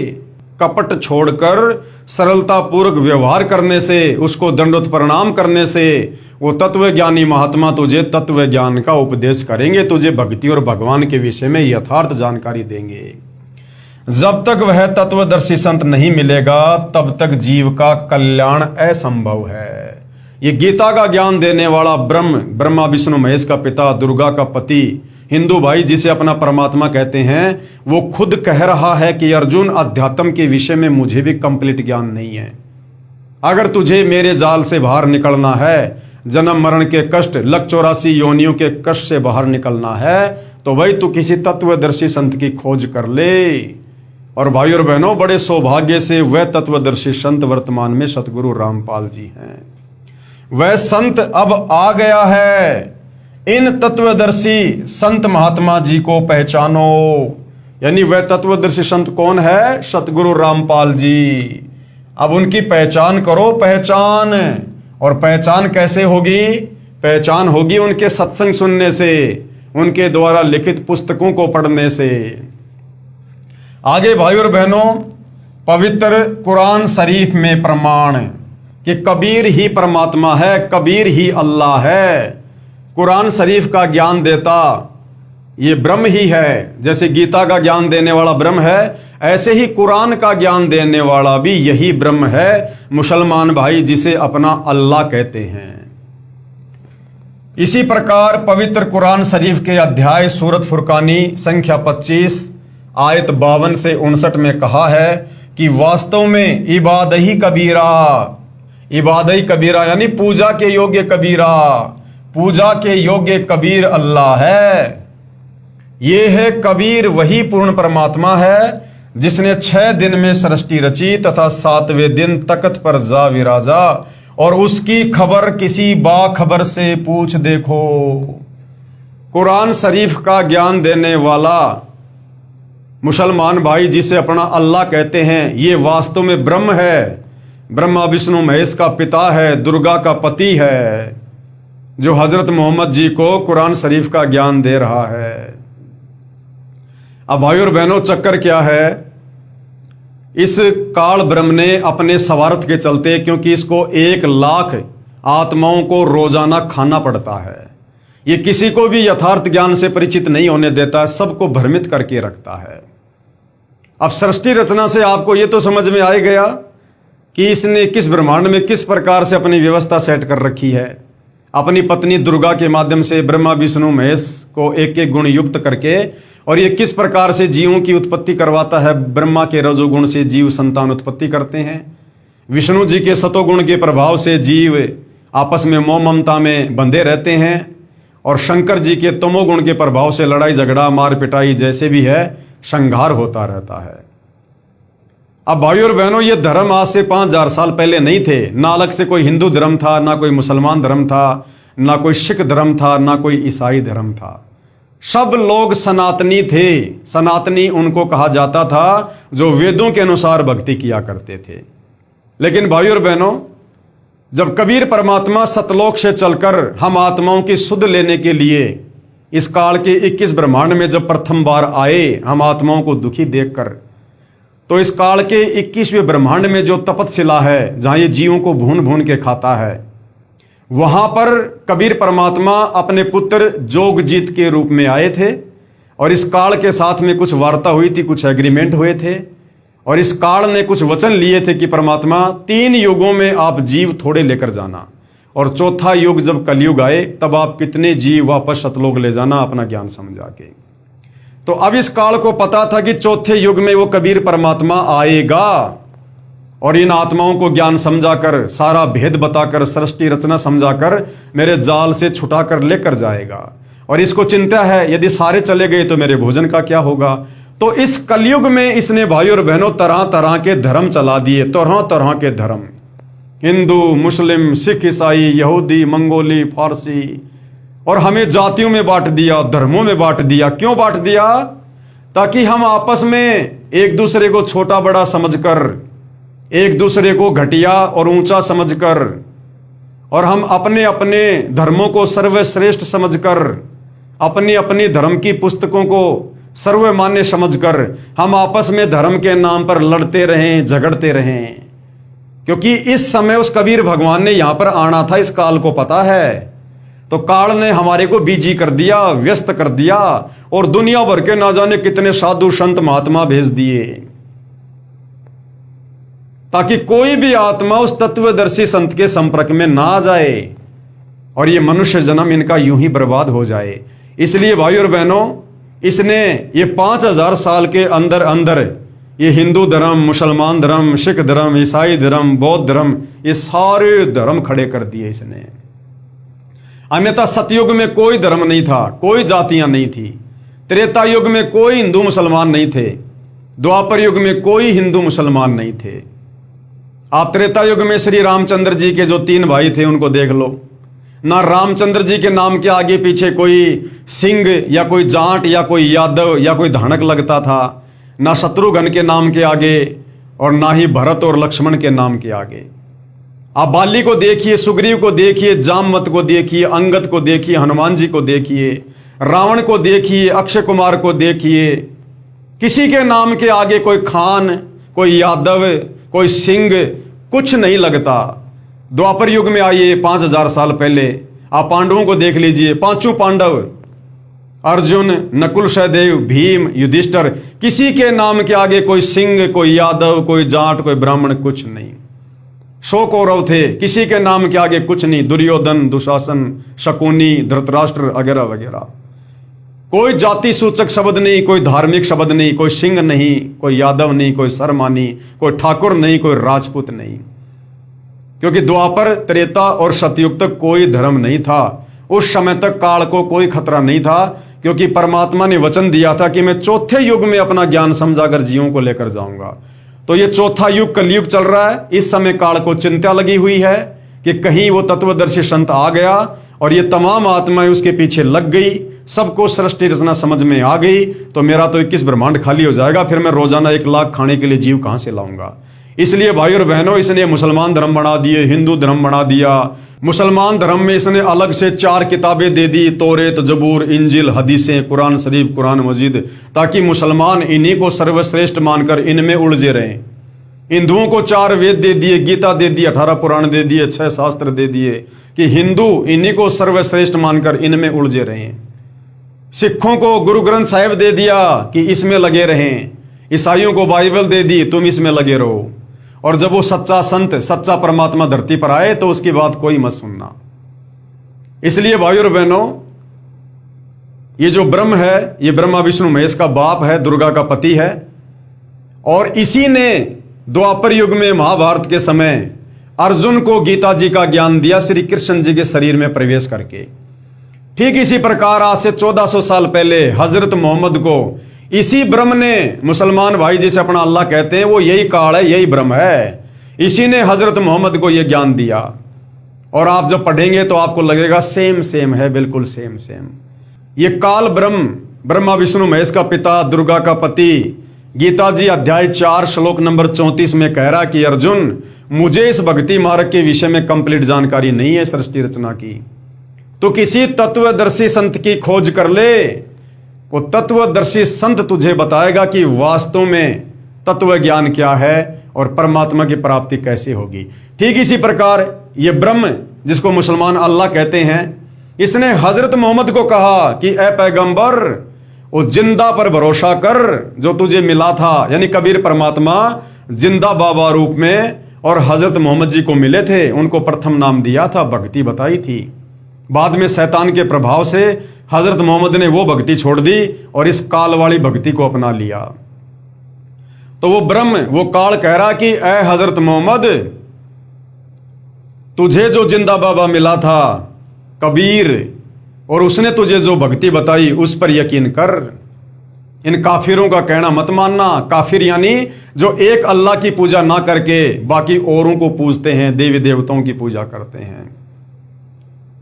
और कहा कि उस कबीर अल्लाह की जानकारी किसी बाखबर से जा पूछो, किसी बाखबर से, उसकी खबर किसी बाखबर से पूछो। अब मुसलमान धर्म में बाखबर कहते हैं तत्वदर्शी संत को, जो शास्त्रों के विषय में जानता है। तो भाई और बहनों, दोनों धर्मों के शास्त्रों का ज्ञान सेम है, क्योंकि ज्ञान देने वाला यही काल है, यही ब्रह्म है। केवल आप और हमें इसने धर्मों में आपस में बांटकर भ्रमित कर रखा है। और इसी भ्रमणा को तोड़ने के लिए अब शतलोक से चलकर वही कबीर परमेश्वर, उसे चाहे जिंदा बाबा को हो, चाहे बाखबर को हो, चाहे धीरानाम संत को हो, चाहे तत्वदर्शी संत को हो, सतगुरु को हो, जगत गुरु को हो, वही कबीर परमात्मा सतगुरु रामपाल जी के नाम से धरती पर प्रकट हैं। अगर फायदा उठा सको तो उपदेश लेकर उठा लो। पवित्र कुरान शरीफ को बोलने वाला अल्लाह यानी ये काल स्वयं किसी और कबीर नामक प्रभु की तरफ संकेत कर रहा है तथा कह रहा है कि पूर्ण परमात्मा कबीर के विषय में मैं भी नहीं जानता। जैसे गीता जी में अर्जुन को कह रहा है कि परमात्मा के विषय में मैं भी नहीं जानता, किसी तत्वदर्शी संत से पूछ ले। इसी प्रकार कुरान का ज्ञान देते समय हजरत मोहम्मद को यही ब्रह्म कह रहा है कि उस कबीर के बारे में मैं नहीं जानता, तू किसी बाखबर से जा पूछ। उसके विषय में किसी तत्वदर्शी संत, मुसलमान धर्म में बाखबर कहते हैं, उससे पूछो। कबीर देव ने यानी कबीर परमेश्वर जी ने यही कहा था कि मैं स्वयं पूर्ण परमात्मा अल्लाह कबीर अकबीरू हूं। अपने समस्त ज्ञान का संदेशवाहक रूप में मैं स्वयं ही आया हूं कि सतलोक से चलकर और अपने यथार्थ ज्ञान को देने के लिए मैं स्वयं ही आया हूं और मुझे पहचानो। परंतु ऐसे ही आचार्यों ने पहले भी परमेश्वर के वास्तविक ज्ञान को जनता तक नहीं जाने दिया। 650 साल पहले कबीर परमात्मा बनारस के काशी में लहरतारा तालाब पर शतलोक से चलकर एक कमल के विकसित फूल पर शिशु रूप में प्रकट हुए, जैसा कि वेदों में उनकी महिमा लिखी हुई है। लेकिन हमारे इन काल प्रेरित आचार्यों ने, शंकराचार्यों ने, इन धर्म गुरुओं ने अपने धार्मिक धंधे के चलते, अपने स्वार्थ के चलते, काल प्रेरणा के चलते इस सच्चाई को ऊपर नहीं आने दिया और कह दिया कि कबीर तो अनपढ़ जुलाहा है। कबीर क्या जाने शास्त्रों में क्या लिखा है, क्योंकि उस समय सर्व शास्त्र संस्कृत भाषा में थे। आम व्यक्ति को पढ़ने लिखने का अधिकार नहीं था। कबीर परमात्मा उस समय एक निर्धन गरीब अनपढ़ जुलाई की भूमिका कर रहे थे, जिस कारण से भाई और बहनों इन नकली धर्म गुरुओं की दाल गल गई। लोगों ने सोचा भाई कबीर तो जुलाहा है, ये तो कभी स्कूल गया ही नहीं, इसको तो संस्कृत आती नहीं, इसे क्या पता शास्त्रों में क्या लिखा है। लेकिन उस समय कबीर परमात्मा ने जो जो बताया और जो कबीर सागर में लिखवाया, आज सर्व धर्मों के सर्व ग्रंथ उसके साक्षी हैं। अपने समस्त ज्ञान का संदेशवाहक रूप में मैं स्वयं ही आया हूं, मुझे पहचानो। परंतु ऐसे ही आचार्यों ने पहले भी परमेश्वर के वास्तविक ज्ञान को जनता तक नहीं जाने दिया। कहा करते थे कि कबीर तो अशिक्षित है यानी अनपढ़ है, यह संस्कृत तो जानता ही नहीं, हम शिक्षित हैं। इस बात पर पहले तो भगत जन गुमराह हो गए थे, परंतु अब यानी वर्तमान समय में इस कलयुग की पिछली पीढ़ी में सर्व समाज शिक्षित है। आज आप और हम सब पढ़े लिखे हैं। इन मार्ग भ्रष्ट आचार्यों की दाढ़ नहीं गल रही है। कोशिश तो आज भी बहुत कर रहे हैं सर्व धर्मों के ठेकेदार आचार्य शंकराचार्य, कोशिश तो आज भी बहुत कर रहे हैं कि संत रामपाल जी के ज्ञान को ऊपर ना जाने दिया जाए। लेकिन आज परमेश्वर ने सबसे पहले हमें शिक्षित किया, हमें सर्व धर्म शास्त्रों से परिचित करवाया, सर्व धर्म शास्त्रों का सर्व भाषाओं में अनुवाद करवाया, इन पुस्तकों को हर जगह उपलब्ध करवाया ताकि हम आसानी से नीर खीर का निबेरा कर सकें, सही और गलत का निर्णय कर सकें। इसलिए आज इन मार्ग भ्रष्ट धर्म गुरुओं की, चाहे वो किसी भी धर्म के हैं, आज इनकी दाढ़ नहीं गल रही है और ना गलेगी, क्योंकि सतगुरु रामपाल जी का ज्ञान सर्व समाज में जा चुका है। तो कुरान शरीफ में और क्या लिखा है? सल्लही अल्लाह जसदी मुहम्मदिन फिल अज्जसाही अल्लाहुम मैं सल्लही अल्लाह कबीर कबीर मोहम्मद फिल कबूरी फजाइले जिक्र। हजूरे अक़दस सल्लल्लाहु अलैहि वसल्लम का इरशाद है कि कोई बंदा ऐसा नहीं कि ला इलाहा इल्लल्लाह कहे और उसके लिए आसमानों के दरवाजे न खुल जाएं। अब ये जो नाम था भाई और बहनों, ये कबीर परमात्मा ने हज़रत मोहम्मद जी को दिया था, जो मोहम्मद जी ने फिर उस महिमा को आगे गाया। तो ये मुसलमान धर्म के कुछ जाने माने लोग हैं, ये कहते हैं कि ऐसा कोई बंदा नहीं जो ला इलाहा इल्लल्लाह कहे और उसके लिए आसमानों के दरवाजे न खुल जाएं, यहाँ तक कि यह कलमा सीधा अरस तक पहुंचाता है, यानी परमात्मा के दरबार तक पहुंचाता है, बशर्ते कि कबीरा गुनाहों से बचाता रहे। यानी इनके कहने का मतलब है कि कबीर परमात्मा जी के नाम को जप कर ऐसा हो ही नहीं सकता कि किसी के गुनाह ना मिटें और उसकी मुक्ति ना हो। लेकिन भाई और बहनों, अब आप चाहे रात दिन ला इलाहा इल्लल्लाह कहो, आपके कर्म नहीं कटने वाले। ठीक है, कबीर परमेश्वर जी का नाम है, इस नाम को यदि कोई स्वाभाविक भी जाप करता है, उसके भी कुछ पाप कर्म अवश्य कटते हैं, लेकिन पूर्ण मुक्ति नहीं हो सकती। पूर्ण मुक्ति के लिए तो वर्तमान में सतगुरु रामपाल जी से, उसी कबीर अल्लाह से आपने दीक्षा लेकर भक्ति ही करनी पड़ेगी। कितनी बड़ी फजीलत है और कबूलियत की इंतहा है कि यह कलमा है जो अरबी भाषा में लिखा हुआ है, बराहे रास्त अरसे मुअल्ला तक पहुंचाता है। और ये अभी मालूम हो चुका है कि अगर कबीरा गुनाहों के साथ भी कहा जाए तो नफा से उस वक्त भी खाली नहीं। इसमें क्या कहा जा रहा है, यदि कोई गुनाह करते करते, कोई पाप करते करते भी यदि इस कबीर नाम को बोला जाए, इस कबीरा नाम को बोला जाए, तो भी ये कबीरा नाम अपना फायदा देता है, देगा भाई और बहनों। लेकिन जो गुनाह करोगे उसकी सजा भी बराबर मिलेगी। मुल्ला अली कारी रहमान फरमाते हैं कि कबाइर से बचने की शर्त कबूल की जल्दी और आसमान के सब दरवाजे खुलने के एताबर से हैं, वरना शवाब और कबूल से कबाइर यानी कबीर के साथ भी खाली नहीं। बाज उलेमा ने इस हदीस का यह मतलब बयान फरमाया है कि ऐसे शख्स के वास्ते मरने के बाद उसकी रूह के यानी उसकी आत्मा के एजाज में आसमान के सब दरवाजे खुल जाएंगे।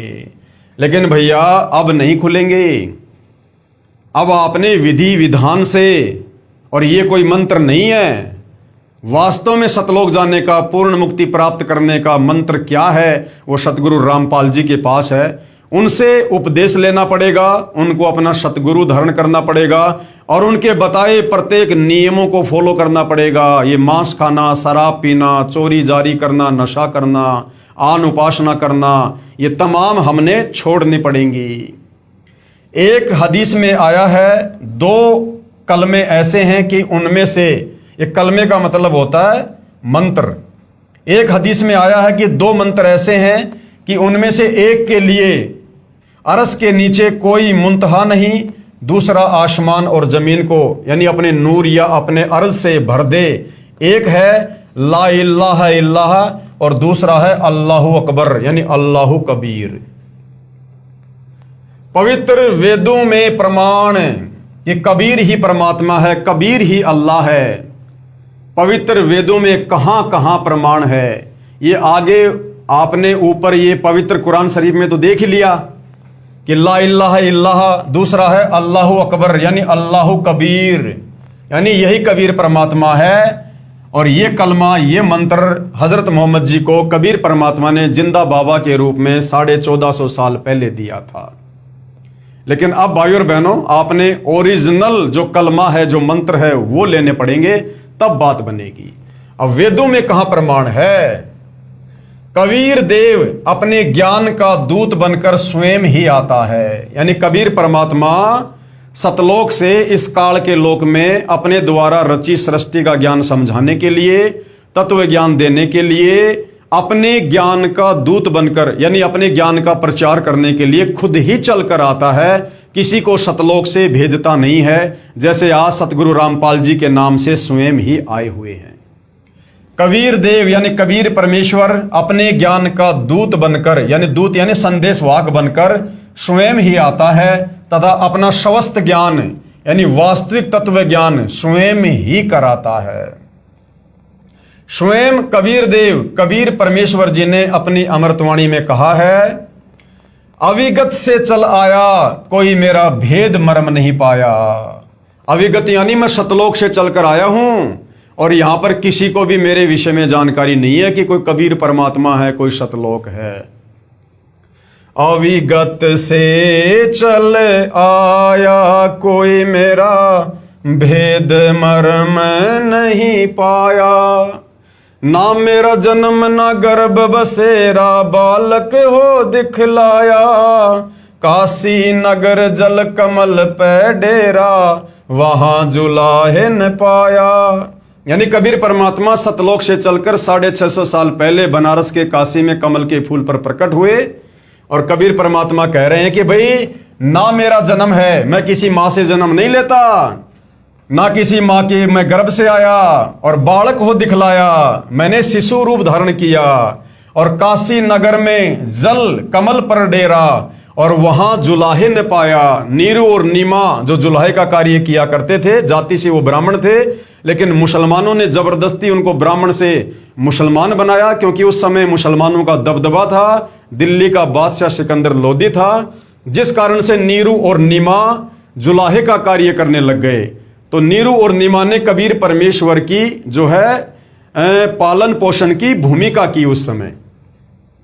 मात पिता मेरे कछु नाही, ना मेरे घर दासी, और जुल्हा का सुत आण कहाया, जगत करे मेरी हासी। कबीर परमात्मा कहते हैं मेरे कोई माता पिता नहीं है, मेरे तो मुंह बोले माता पिता थे नीरू नीमा, और ना मेरे घर दासी, और मैंने कोई शादी वादी नहीं की, लोग झूठी अफवाह उड़ाते हैं। और जुल्हा का सुत आण कहाया, यानी नीरू नीमा जो जुलाहे का काम करते थे, मैं उनका बेटा कहलाया। और ये बात सुनकर संसार मेरी हंसी करता है कि कोई बालक कैसे कमल के फूल पर प्रकट हो सकता है। 5 तत्व का धड़ नहीं मेरा, जानो ज्ञान अपारा, सत्य स्वरूपी नाम साहिब का, सोए नाम हमारा। क्या कहा परमात्मा ने कि 5 तत्व का धड़ नहीं मेरा, धड़ यानी शरीर, कि तुम लोगों की तरह ये 5 तत्व का हाड़ मांस का शरीर नहीं है मेरा। और जानू ज्ञान अपारा, मैं जगत गुरु हूं, सर्वज्ञ हूं, और सत्य स्वरूपी नाम साहिब का, और जो सत्य पुरुष का नाम है, सारी सृष्टि को रचने वाला जो परमात्मा है, वही मेरा नाम है कबीर। अधर दीप गगन गुफा में तानिज वस्तु सारा, ज्योत स्वरूपी अलख निरंजन भी धरता ध्यान हमारा। कि मैं सतलोक में रहता हूं सबसे ऊपर टॉप मोस्ट पैलेस पर, और तुम्हारा जो ये ज्योति निरंजन है ना, ये ज्योति निरंजन ब्रह्म, ये काल, ये भी मेरा ही ध्यान धरता है, इसका इष्ट देव भी मैं ही हूं। हाड़ चाम लहू ना मेरे, कोई जाने सतनाम उपासी, तारण तरण अभय पद दाता, मैं हूं कबीर अविनाशी। उपरोक्त शब्द में कबीर परमेश्वर जी कह रहे हैं कि न तो मेरी कोई पत्नी है, न ही मेरा 5 तत्व यानी हाड़ चाम लहू अर्थात नाड़ियों के जोड़ जुगाड़ वाली काया है, मेरा ऐसा शरीर नहीं है। मैं स्वयंभू हूं, यानी मैं स्वयं ही प्रकट होता हूं, तथा काशी के लहर तारा नामक तालाब के जल में कमल के फूल पर स्वयं प्रकट होकर और बालक रूप बनाया था। वहां से मुझे नीरू नामक जुलाहा उठाकर ले गया था, जो वास्तविक नाम परमेश्वर का अर्थात मेरा है। वेदों में कबीर देव, गुरु ग्रंथ साहिब में हक्का कबीर तथा कुरान शरीफ में अल्लाहु कबीरन, वही नाम मेरा है। मैं ऊपर रित धाम यानी सतलोक में रहता हूं, तथा आपका भगवान ज्योति निरंजन ये काल ब्रह्म भी मेरी पूजा करता है। इसी का प्रमाण सत्यार्थ प्रकाश 7वें समोल्लास पेज नंबर 152 153 दीनानगर पंजाब से ये प्रकाशित है, उसमें भी है।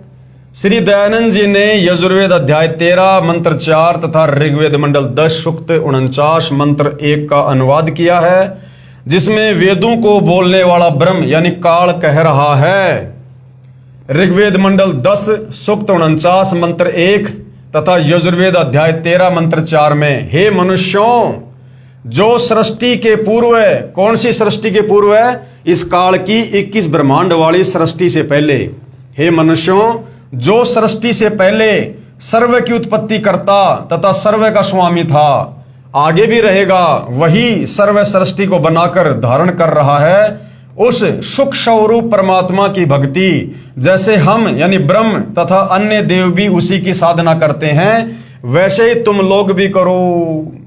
यानी उसी कबीर परमेश्वर की भक्ति करनी चाहिए, जिसकी भक्ति स्वयं ये ब्रह्म गीता का ज्ञान देने वाला भी करता है, और 33 करोड़ देवता भी इसी परमात्मा को आधार मानकर भक्ति करते हैं, भले उन्हें परमेश्वर का नहीं पता है।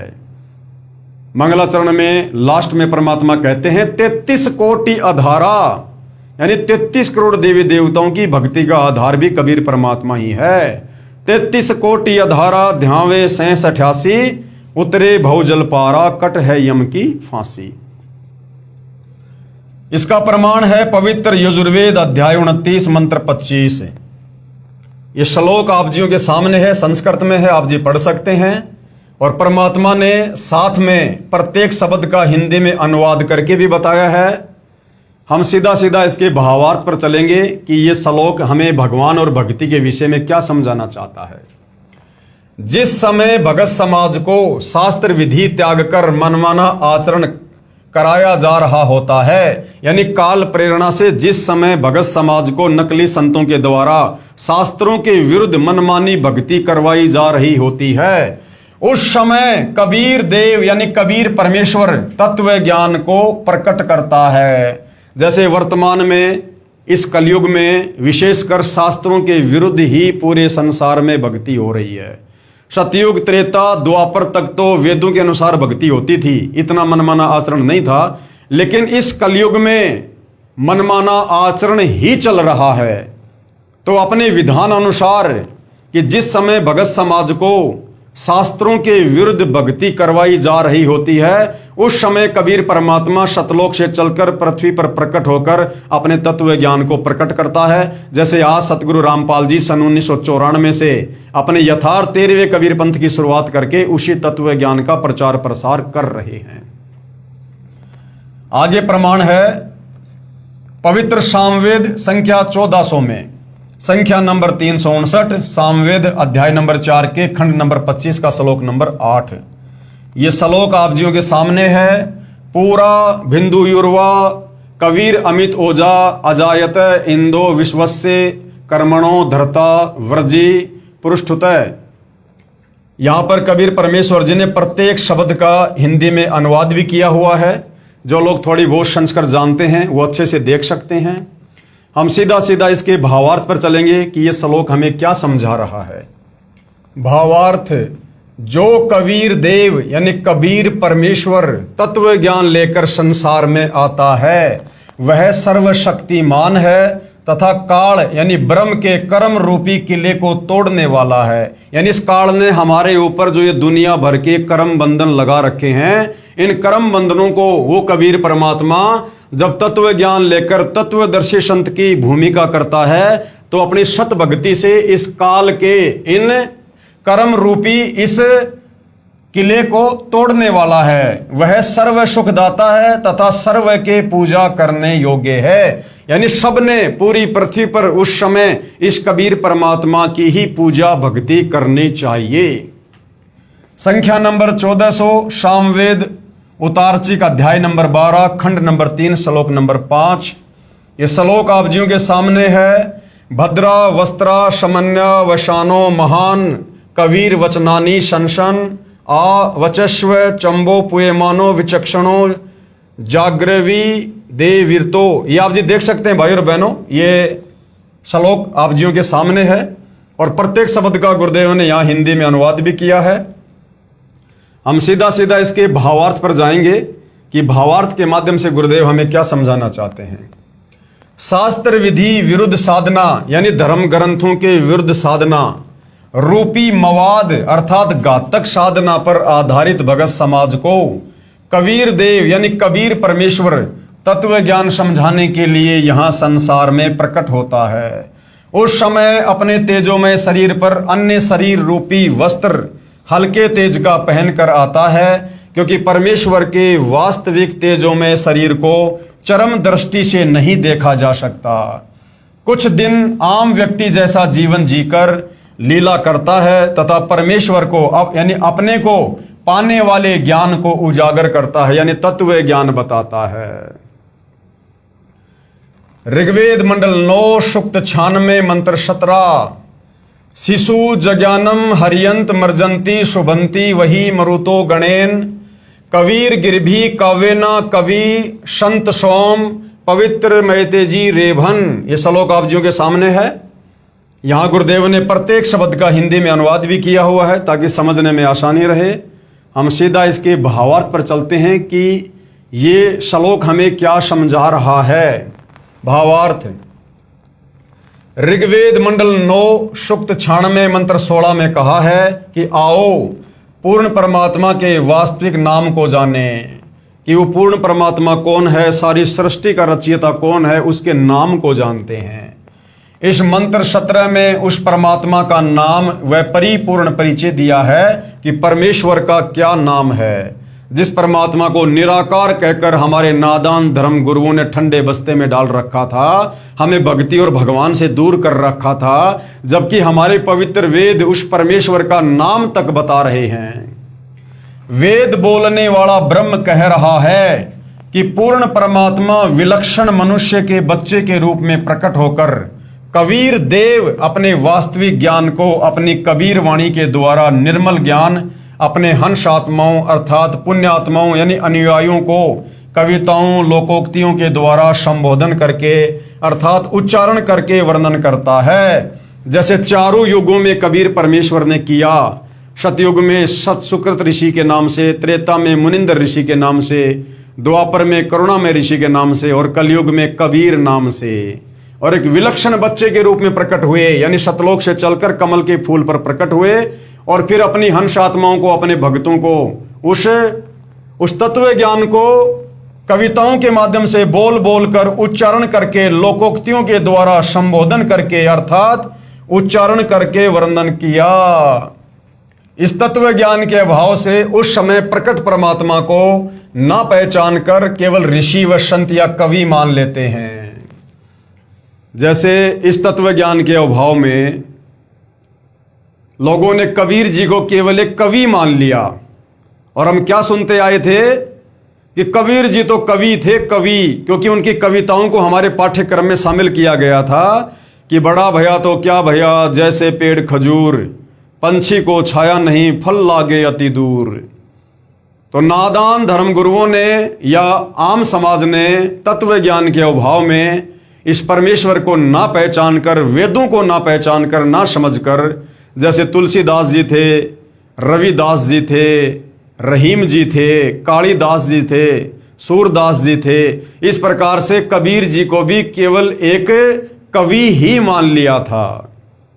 लेकिन भाई और बहनों, हमारे पवित्र वेद ये भी कहते हैं कि वो परमात्मा जब धरती पर आता है तो वो जो है एक कवि की भांति कविताओं के द्वारा भी अपने ज्ञान का प्रचार करता है। यानी वेदों में कवि भी कबीर परमात्मा को ही कहा गया है। वह परमात्मा स्वयं भी कहता है कि मैं पूर्ण ब्रह्म हूं, परंतु लोक वेद के आधार से परमात्मा को निराकार मानने हुए प्रजाजन नहीं पहचानते, क्योंकि हमारे धर्मगुरु सदियों से हमारे को यही पट्टी पढ़ाते हैं कि परमात्मा तो निराकार है, परमात्मा कभी मनुष्य आकार में नहीं आता है, वो कभी दिखाई नहीं देता है। लेकिन जब वो वास्तविक परमात्मा कबीर देव जो सशरीर है, साकार है, मनुष्य दृश्य है, हर बार यहाँ आते हैं, चारों युगों में आते हैं, अनंत बार आते हैं, हमें ज्ञान से परिचित करवाते हैं और वो कहते हैं कि भाई मैं परमात्मा हूं, मैं भगवान हूं। लेकिन हम उस परमेश्वर की बात पर यकीन क्यों नहीं कर पाते? क्योंकि सदियों से, उससे पहले हमारे नादान धर्म गुरु हमें ये पट्टी पढ़ा चुके होते हैं कि परमात्मा निराकार है, परमात्मा निराकार है, तो हम परमात्मा की बात भी नहीं मान पाते। जैसे गरीबदास जी महाराज ने काशी में प्रकट परमात्मा को पहचान कर उनकी महिमा कही तथा उस परमेश्वर द्वारा अपनी महिमा बताई गई थी, उसका यथावत वर्णन अपनी वाणी में किया है। गरीब जाति हमारी जगत गुरु, परमेश्वर है पंथ, दास गरीब लिखित पढ़े, नाम निरंजन कंत। गरीब हम ही अलख अल्लाह हैं, कुतुब गोश और पीर, गरीब दास खालिक धैनी, हमरा नाम कबीर। गरीब ए स्वामी सृष्टा में, सृष्टि हमारे तीर, दास गरीब अधर बसों, अविगत सत्य कबीर। परमात्मा जी जब भी आए कहा करते थे कि मैं परमात्मा हूं भाई, लेकिन हम नादान धर्म गुरुओं के द्वारा फैलाए गए अज्ञान के अंधेरे में परमेश्वर की बातों पर यकीन नहीं कर पाए और मोक्ष से वंचित रहे। इतना स्पष्ट करने पर भी उसे कवि या संत, भगत या जुलाहा कहते हैं, परंतु वह पूर्ण परमात्मा ही होता है। उसका वास्तविक नाम कबीर देव है। वह स्वयं सत्य पुरुष कबीर ही ऋषि या संत रूप में होता है, जैसे आज संत रूप में सतगुरु रामपाल जी हैं। परंतु तत्व ज्ञानहीन ऋषियों व संतों, गुरुओं के अज्ञान सिद्धांत के आधार पर आधारित प्रजा उस समय अतिथि रूप में प्रकट परमात्मा को नहीं पहचानते, क्योंकि उन अज्ञानी ऋषियों, संतों व गुरुओं में परमात्मा को निराकार बताया होता है। ऋग्वेद मंडल 9 सूक्त 96 मंत्र 18 क्या कह रहा है, ये श्लोक आप जियों के सामने है। परमेश्वर ने प्रत्येक शब्द का हिंदी में अनुवाद भी किया है, आप जी पढ़ सकते हैं।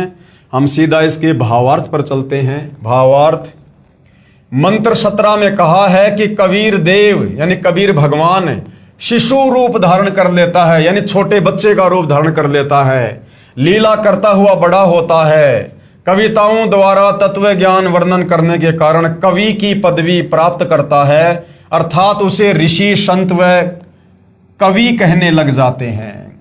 वास्तव में वह पूर्ण परमात्मा कबीर ही है।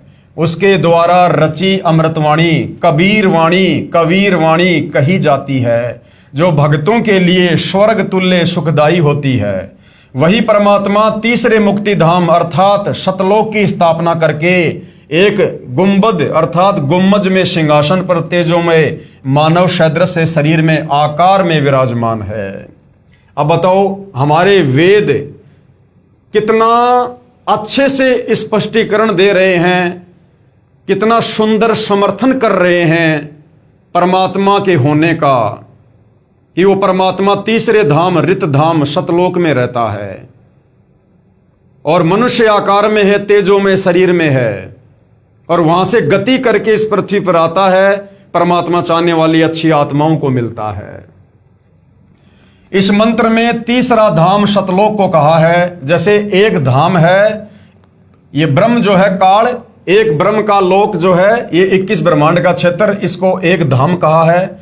दूसरा धाम पर ब्रह्म का लोक जो 7 संग ब्रह्मांड का क्षेत्र है, और तीसरा धाम है परम अक्षर ब्रह्म अर्थात पूर्ण ब्रह्म का सतलोक, क्योंकि पूर्ण परमात्मा ने सतलोक में सत्य पुरुष रूप में विराजमान होकर नीचे के लोकों की रचना की है, इसलिए नीचे के लोकों की गणना की गई है। यही आंखों देखा प्रमाण संत गरीब दास जी ने बताया है। अरस कुरुस पर सफेद गुमज है, जहां सतगुरु का डेरा। क्योंकि आदरणीय गरीब दास जी को भी कबीर परमात्मा उनके शरीर से निकालकर आत्मा को सतलोक लेकर गए थे, और वहां पर सतलोक का नजारा दिखाया था। और गरीब दास जी ने कबीर परमेश्वर को असंख्य ब्रह्मांडों के सिंहासन पर सतलोक में विराजमान देखा था। तो गरीब दास जी ने उनकी महिमा की है कि अर्श कुर्श पर यानी सबसे ऊपरी छोर पर, आसमान के सबसे ऊपरी छोर पर सतलोक में सफेद गुम्मज है, जहां सतगुरु का डेरा, सतगुरु यानी गरीबदास जी के सतगुरु कबीर जी, जहां पर कबीर परमात्मा का सिंहासन है। भावार्थ है कि ऊपर आसमान के ऊपरी छोर पर कबीर परमेश्वर जी एक सफेद गुंबद यानी गुम्मज में रहते हैं। ऋग्वेद मंडल 9 सूक्त 96 मंत्र 19 भी कबीर परमेश्वर का साक्षी है। ये संस्कृत में श्लोक आप जियों के सामने है। साथ में गुरुदेव ने यहां पर प्रत्येक शब्द का हिंदी में अनुवाद करके भी समझाया है। हम सीधा इसके भावार्थ पर चलेंगे। मंत्र 18 में कहा है कि पूर्ण परमात्मा कबीर देव यानी कबीर परमेश्वर तीसरे मुक्ति धाम अर्थात सतलोक में एक गुम्मज में रहता है। इस मंत्र 19 में कहा है कि अत्यधिक सफेद रंग वाला पूर्ण प्रभु जो कामधेनु की तरह सर्व मनोकामना पूर्ण करने वाला है, वही वास्तव में सर्व का पालन करता है। वही कबीर देव जो मृत लोक में यानी पृथ्वी पर शिशु रूप धारण करके आता है, वही जैसे दूध से दही बनाने की विधि होती है, ऐसे पूर्ण मोक्ष प्राप्त करने की शास्त्र विधि अनुसार साधना बताकर पूर्ण मोक्ष रूपी दही प्रदान करने वाला है। तत्व ज्ञान रूपी शास्त्र अर्थात धनुष युक्त होने से सारंग पाणी है। हम लोग सारंग पाणी विष्णु जी को कहा करते थे, लेकिन असल में नारायण और सारंग पाणी ये कबीर परमात्मा है। विष्णु जी तो धनुष धारण करते हैं, लेकिन कबीर परमात्मा तत्व ज्ञान रूपी धनुष धारण करता है, जिस कारण से वास्तविक सारंग पाणी कौन है? कबीर परमेश्वर। तथा जैसे समुद्र सर्व जल का स्रोत है, वैसे ही पूर्ण परमात्मा से सर्व की उत्पत्ति हुई है। गीता जी अध्याय 15 श्लोक 3 में कहा है कि संसार रूपी वृक्ष को तत्व ज्ञान रूपी शस्त्र द्वारा काटकर अर्थात तत्व ज्ञान द्वारा संशय समाप्त करके उसके पश्चात उस परम पद परमेश्वर की खोज करनी चाहिए, जहां जाने के पश्चात साधक लौटकर कभी संसार में यानी काल के 21 ब्रह्मांड में नहीं आते, अर्थात पूर्ण मुक्त हो जाते हैं। जन्म मरण से 184 योनियों से नरक से सदा सदा के लिए झंझट समाप्त हो जाता है।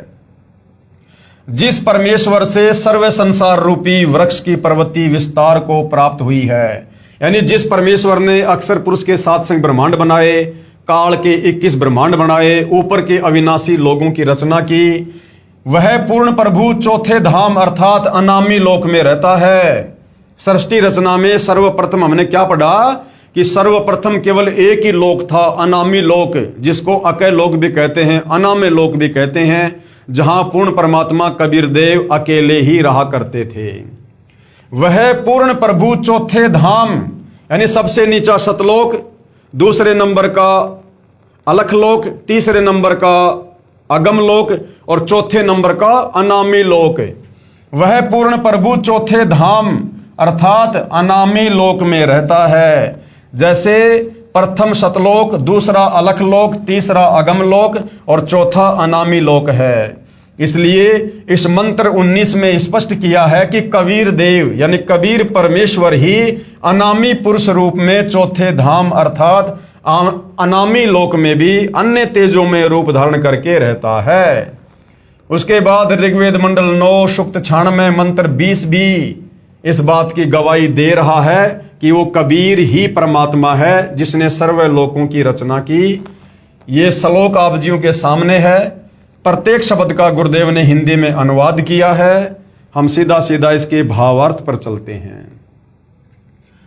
पूर्ण परमात्मा कबीर देव अर्थात कबीर परमेश्वर ऊपर तीसरे धाम अर्थात सत्यलोक में रहता है, तथा वही परमेश्वर अन्य मनुष्य रूप धारण करके चौथे धाम अर्थात अनामी लोक में रहता है।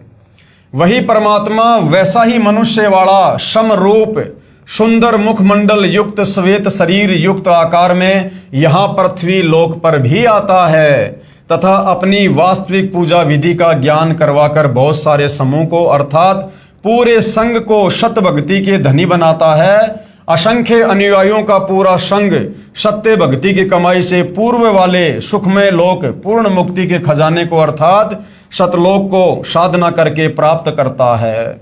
जैसे वर्तमान में वही कबीर परमात्मा सतगुरु रामपाल जी के रूप में धरती पर आए हुए हैं।